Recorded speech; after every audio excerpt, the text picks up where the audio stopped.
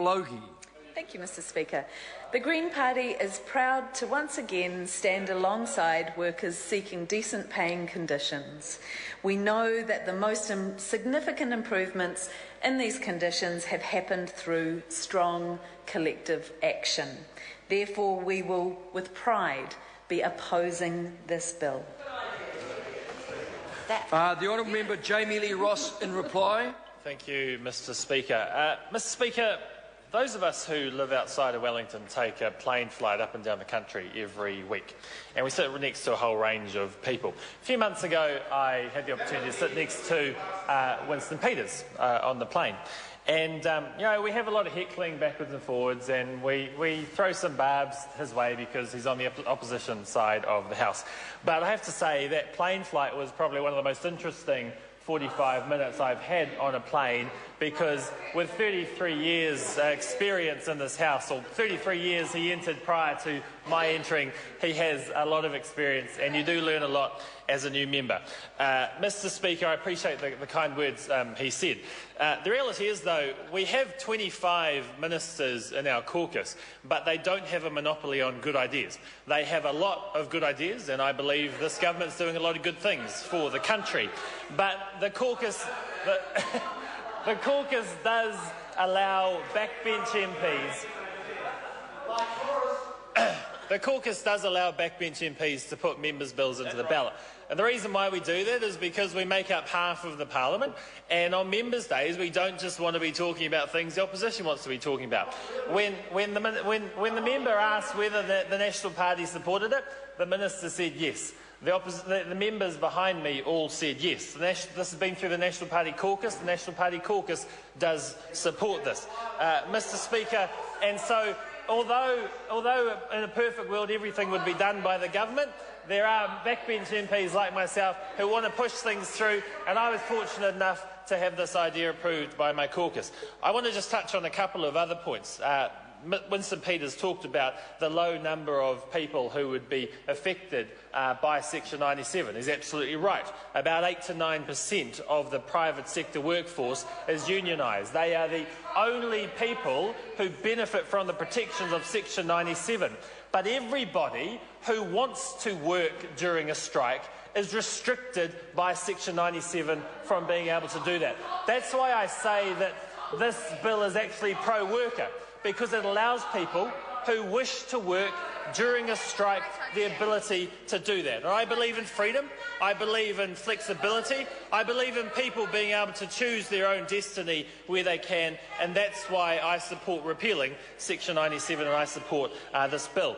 I do note that when this was last debated in the Parliament in the year 2000, some 13 years ago, that the position of New Zealand First was that it opposed Section 97. I've been through the Hansard, I've been through the press releases. Peter Brown, the Deputy Leader at the time, did a lot of heavy lifting on that bill at the time, and New Zealand's First position was firmly opposed to Section 97. So my plea to the New Zealand First Party tonight is give New Zealanders an opportunity through a select committee to submit on this. If it's difficult to vote yes or no on it, there's a third option potentially, but I'm not going to tell the right honourable gentleman how he should vote, but that's the third option as well. New Zealand First has taken a very principled position on this particular issue 13 years ago. I'd ask that they consider it again. Mr. Speaker, the number of strikes and lockouts in New Zealand is also an issue that has been raised. And yes, at the moment, during an economic downturn, the number of strikes is relatively low. But in 2000, the number of strikes and lockouts was at 21. Within a few years of the Employment Relations Act 2000 being passed, the number of workplace disputes, the number of workplace stoppages actually tripled. And, Mr. Speaker, my fear is that once the economy really starts to pick up again, we will see a larger number of workplace stoppages coming about. And with workplace stoppages comes employees who aren't working, and under Section 97, with workplace stoppages, comes people who wish to work during that workplace stoppage but are restricted by a piece of legislation that stops them from doing that. It's a law that never existed in New Zealand for over 100 years. It's only the last 12 or 13 years that this law has existed. The first, second, third and fourth Labor governments did not see fit to have such a restriction. The fifth Labor government did. I say, Mr Speaker, it's time to repeal that section in the Employment Relations Act. Let people work during a strike or lockout if they want to. It will benefit workers in the long run. Thank you. The question is that the motion be agreed to. Those of that opinion will please say aye. Contrary, no. The ayes have it. Noes have it. Party vote. Clerk will please conduct the party vote. We've had one request from the opposition senior whip. New Zealand National. 59 votes in favour. New Zealand Labour. 33 votes opposed. Green Party. 14 votes opposed. New Zealand First. 7 votes opposed. Māori Party. 3 votes opposed. Mana. 1 vote opposed. You can do it. Oh, yeah, no. You must do Act it. New Zealand. The members. Well, if the member's here, the member should cast his own vote. Thank you. Kotahi te pōti kore whakai. Act New Zealand. 1 vote in favour. United Future. 1 vote opposed. Brendan Horan. 1 vote opposed.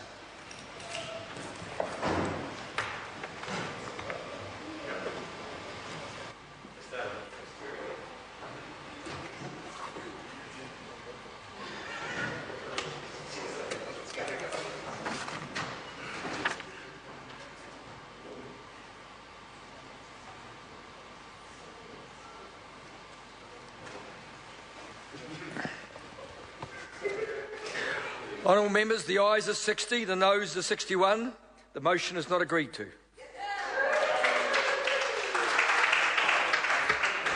Mr Speaker, point of order. Point of order, the Right Honourable. Speaker, as you know, the House is the master of its own destiny. The next piece of legislation is rather seriously important. I think most members think that, and I think it should commence at a time and a day when the public of this country can hear it, rather than have some important issues.